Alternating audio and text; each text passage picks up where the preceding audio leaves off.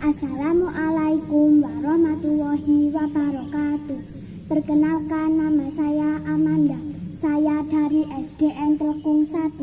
Saya akan membacakan surat Kartini yang berjudul Jika Mendapat Izin dari Bapak.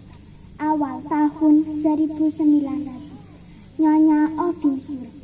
Ibu sudah tahu betapa hati kami senantiasa ingin akan pergi ke Eropa.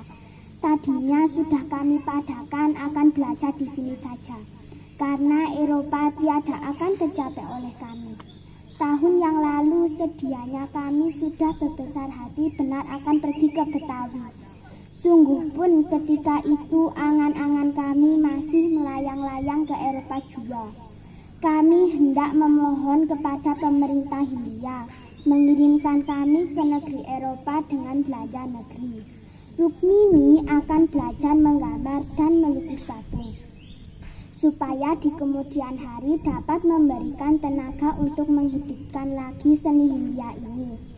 Ialah salah satu upaya memakmurkan rakyat.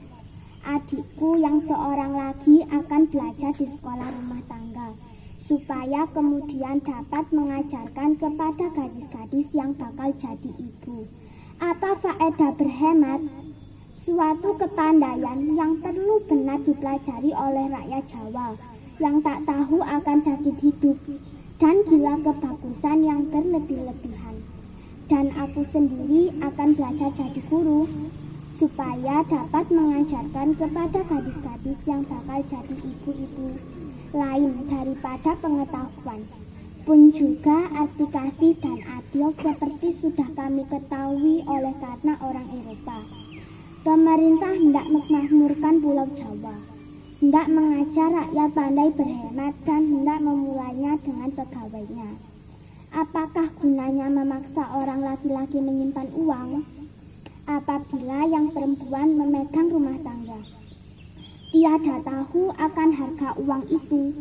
Pemerintah hendak memajukan, mencerdaskan orang Jawa dan dimulainya memaksa lapisan atas.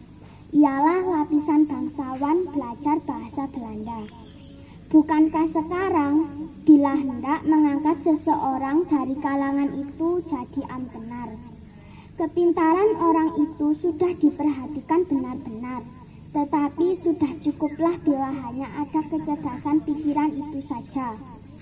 Bila dengan sebenarnya hendak memajukan peradaban, maka haruslah kecerdasan pikiran dan kecerdasan budi sama-sama dimajukan. Dan siapakah yang lebih banyak dapat berusaha memajukan kecerdasan budi itu? Siapakah yang lebih banyak dapat membantu mempertinggi derajat manusia? Ialah perempuan, ibu, karena pada hari baan si ibu itulah manusia itu mendapat didikannya yang mulai-mulanya sekali. Oleh karena di sanalah pangkal anak itu belajar merasa, berpikir, berkata. Dan didikan yang pertama-tama sekali pastilah amat berpengaruh bagi penghidupan seseorang. Alangkah banyaknya tenaga yang sekiranya boleh berguna dan membawa rahmat bagi tanah dan bangsa, tinggal tiada terpakai oleh karena orang yang punya tenaga itu. Oleh karena congkak dan angkuhnya tiada sudi mempergunakannya, orang bangsawan itu lebih suka papa dan menanggung sengsara daripada baik hidupnya. Tetapi harus bekerja tiada terpayung keemasan melindungi kepalanya yang bangsawan itu. Segala barang yang tiada dilindungi oleh barang yang sangat diingininya itu, yang tidak ditundungi payung keemasan, hinalah bagi orang bangsawan itu. Kesementara waktu ini, alangan yang terutama harus kami hilangkan ialah alangan yang ada di rumah kami sendiri. Dan kami pun akan merasa girang, segirang-girangnya jika mendapat izin dari Bapak. Aduh, alangkah pedihnya, sedihnya rasa hatiku, sangat sengsaranya menjadi seorang anak gadis Jawa. Sedang dia ada berperasaan halus. Ibu bapakku, kasihan, Nasib celaka manakah yang memberikan kami ini kepadanya jadi anaknya? Kami hendak mencari perhubungan dengan laki-laki kaum kami yang terpelajar dan berhaluan kemajuan. Kami hendak mencoba persahabatan dengan dia. Lagi pula akan mencoba pendapat bantuannya. Bukanlah laki-laki yang hendak kami lawani, melainkan pendapat kolot dan adat usang yang tiada gunanya lagi bagi tanah Jawa kami di masa yang akan datang.